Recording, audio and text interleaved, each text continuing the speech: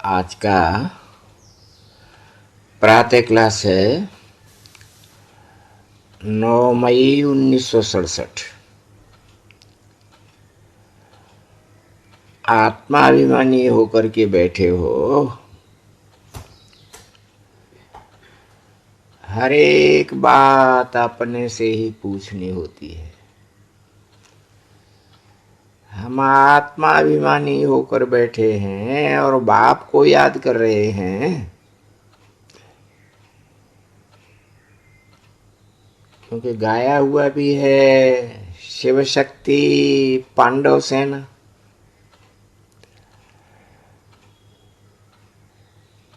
ये शिव बाबा की सेना बैठी हुई है।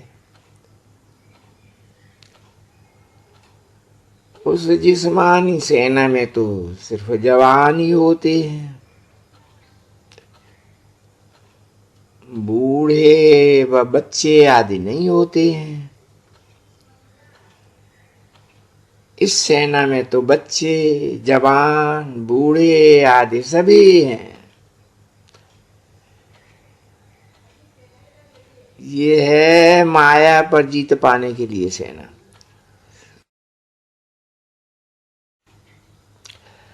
हर एक को माया पर जीत पाकर और बाप से बरसा लेना है। बच्चे जानते हैं कि माया बड़ी प्रबल है।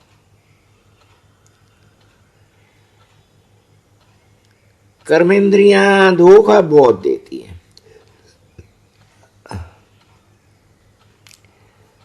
सबसे जास्ती धोखा देने वाली कौन सी कर्मेंद्रियां हैं?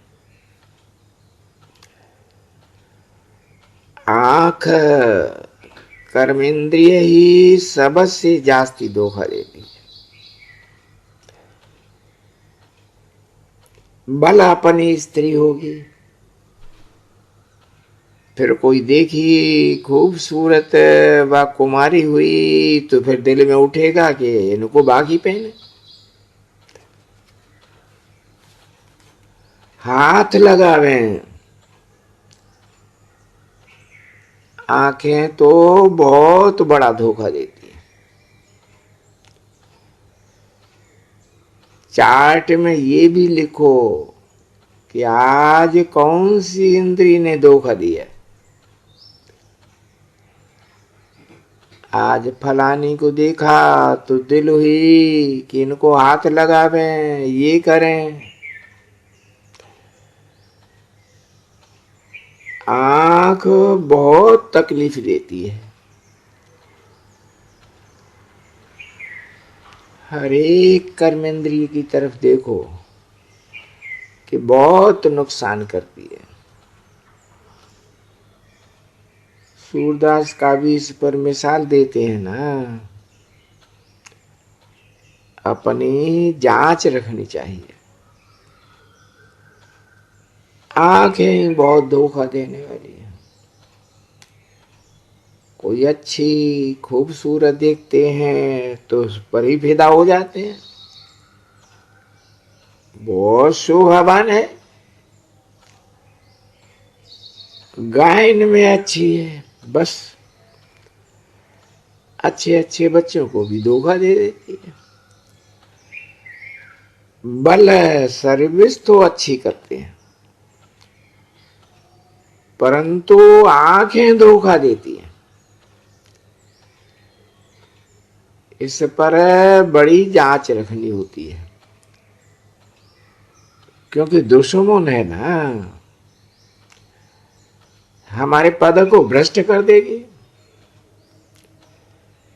जो सेंसिबल बच्चे हैं उनको तो अच्छी रीत नोट करना चाहिए। डायरी पॉकेट में ही पड़ी हुई हो, जैसे भक्ति मार्ग में बुद्धि और तरफ जाती है तो अपने को ही चुटी मारते हैं। तुमको भी अपने आप को अपने आप सजा देनी चाहिए, बड़ी खबरदारी रखनी चाहिए। कर्मेंद्रियां कहीं पर धोखा तो नहीं देती हैं। किनारा ही कर लेना चाहिए, खड़े होकर के देखना भी नहीं चाहिए। स्त्री पुरुष का ही तो सारा हंगामा है। देखने से ही काम विकार की दृष्टि जाती है। इसलिए ही सन्यासी लोग बैठते हैं तो आंखें बंद कर लेते हैं। कई सन्यासी लोग तो स्त्री को पीठ दे करके बैठते हैं। बाबा तो अनुभवी है ना। तुम बच्चों को तो मेहनत करनी है। विश्व का राजभाग पाना कोई कम बात थोड़ी है। उन सन्यासियों आदि को तो क्या मिलता है, करके 10-20 लाख करोड़ इकट्ठे करेंगे, मर गए तो खलास। फिर दूसरे जन्म में इकट्ठा करना पड़ेगा। तुम बच्चों को तो जो कुछ मिलता है वो तो जैसे कि अविनाशी वर्षा हो जाता है। वहां पर धन की लालच होती ही नहीं है। ऐसी कोई अप्राप्त वस्तु ही नहीं होती है जिसके लिए माथा मारना पड़े। कलयुग अंत और सतयुग आदि में तो रात दिन का फर्क है। वहां पर तो अपार सुख होता है, यहां पर तो कुछ भी नहीं है। बाबा हमेशा कहते हैं संगम अक्षर के साथ पुरुषोत्तम जरूर लिखो। ये सीधे सीधे अक्षर भूलने नहीं चाहिए। समझाने में सहज होता है।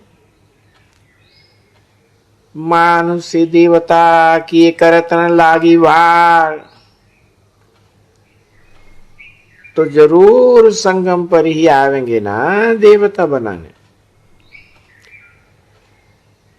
नरकवासी को स्वर्गवासी बनाने। मनुष्य तो सभी घोर अंधियारे में है। स्वर्ग क्या होता है वो तो पता ही नहीं है। और धर्म वाले तो स्वर्ग को देख भी नहीं सकते हैं। इसीलिए ही बाबा कहते हैं कि तुम्हारा धर्म तो बहुत सुख देता है। उसको तो कहते ही हैं हेवन।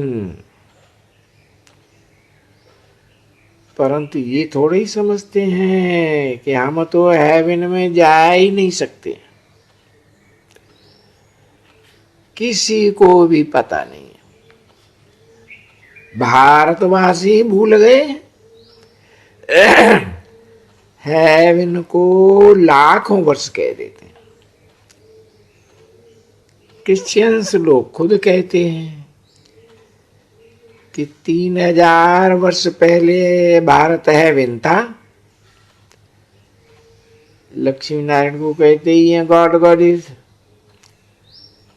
जरूर गाड़ी तो गॉड गॉडिस बनाने वाले आवेंगे ना, तो वो ही बनावेंगे ना।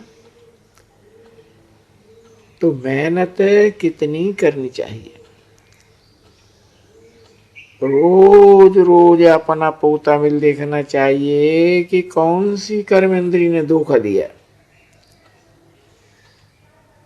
जवान भी कोई कम नहीं है। कोई अच्छी चीज देखते हैं तो छुपा कर खा लेते हैं। समझते थोड़े ही हैं कि ये भी पाप है। चोरी हुई ना, सो भी यज्ञ बाबा शिव बाबा के यज्ञ की चोरी करना तो बहुत ही बुरी बात है। कहते हैं कख का चोर सो लख का चोर। परंतु कहाँ तो राजा रानी, फिर कहाँ प्रजा।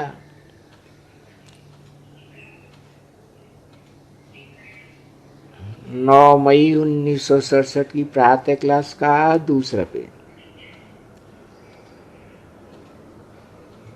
तो बाप कहते हैं कर्मेंद्रियों की बड़ी जांच रखनी चाहिए। कौन सी कर्मेंद्रिय धोखा देती है?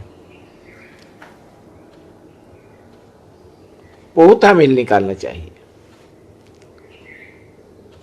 व्यापार है ना। बाप समझाते हैं कि मेरे से व्यापार करना है, ऊंच पद पाना है तो श्रीमत पर चलो। बाप डायरेक्शन देंगे तो उसमें भी माया बिगन डालेगी, डायरेक्शन पूरा करने नहीं देगी। बाप कहते हैं कि ये भूल तो कब मत करना। हमको बाप कहते हैं ये मत बाप की है, नहीं मानेंगे गफलत करके फिर बहुत पछतावेंगे। हम कल्प कल्प यही पद पावेंगे, कब भी ऊंच पद नहीं पावेंगे। अब तो तुम खुशी से कहते हो कि हम तो नर से नारायण ही बनेंगे,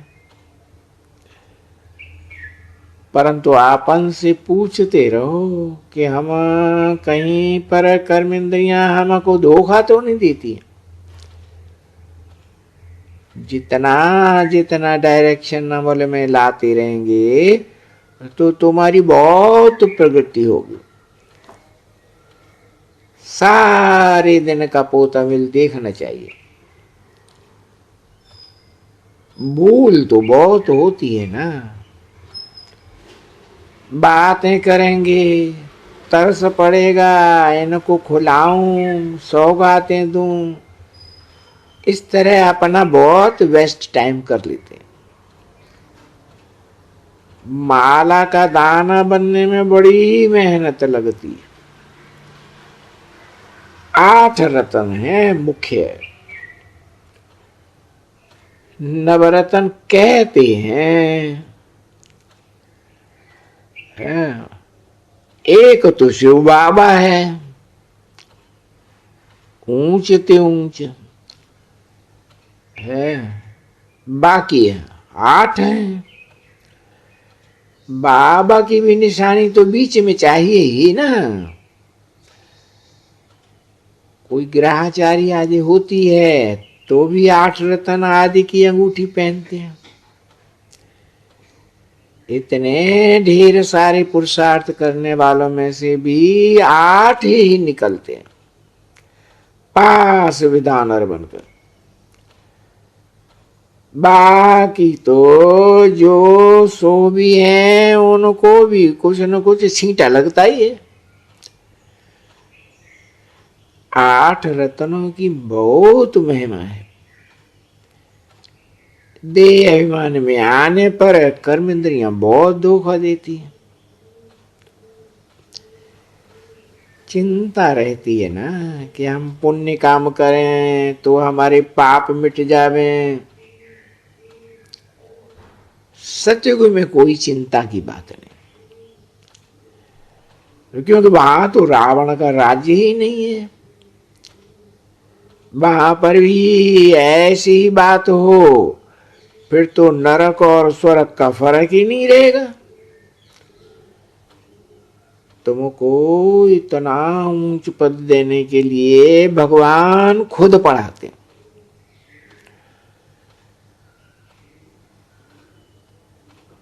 बाबा याद नहीं पड़ता है तो अच्छा पढ़ाई वाला टीचर तो याद रखो। अच्छा भला यही याद रखो कि हमारा एक ही बाबा सदगुरु है। कलयुगी कुसंग वाला कोई यहाँ पर गुरु है नहीं, वो तो बेड़ाई कर देते हैं। सर्वव्यापी कह करके कितना बेमुख कर देते हैं परमात्मा से।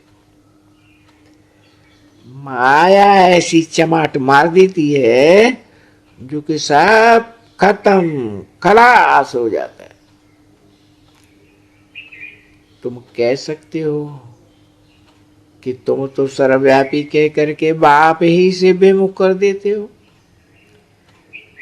बाप पतित पावन कहते हैं कि माम एकम याद करो। तुम फिर ठिक्कर बित्तर में परमात्मा के लिए कह देते हो, फिर पावन कैसे होनेंगे? आसुरी मत पर तुम कितना मेरी ग्लानि अपकार करते आए हो, सबकी ग्लानि करते रहते हो। शंकर के लिए भी कहते हैं कि पार्वती पर फिदा हुआ।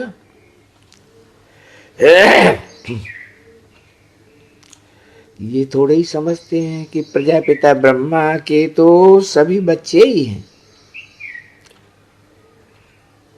उनको स्त्री होती नहीं है। शास्त्रों में कितनी ग्लानि लिख दी है।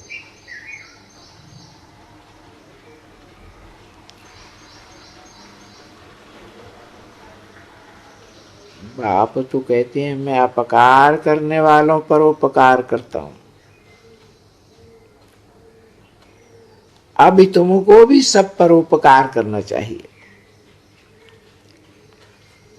किसी पर भी अपकार नहीं, कुदृष्टि भी नहीं हो। अपना ही नुकसान करते हैं, वो वाइब्रेशन फिर दूसरे तक भी आ जाते हैं, उस पर भी असर करते हैं। बाप कहते हैं कि बहुत बड़ी बड़ी मंजिल है, रोज पोता मिल देखो कि कोई विकर्म तो नहीं किया है,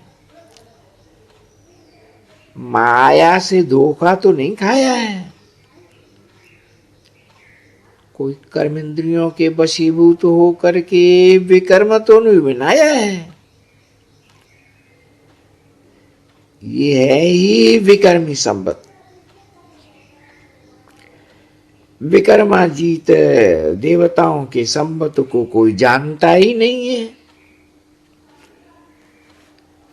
बाप कहते हैं कि विकर्माजीत संबत को 5000 वर्ष हुए,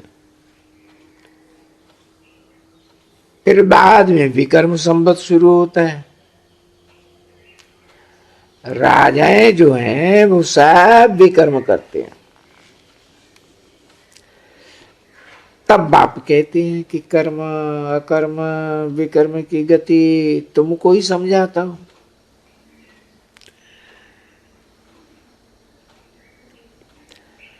रावण राज्य में तुम्हारा कर्म विकर्म बन जाता है, सतयुग में कर्म अकर्म होता है, विकर्म बनता ही नहीं है। वहां पर विकार का नाम नहीं। ये ज्ञान का तीसरा नेत्र अब तुम बच्चों को ही मिला है। तुम अभी त्रिनेत्री त्रिकालदर्शी बने हो, तुमको त्रिकालदर्शी बनाने वाला है बाप। पहले जब आस्तिक हो तो त्रिनेत्री त्रिकालदर्शी बने। सारे ड्रामा का राज बुद्धि में है।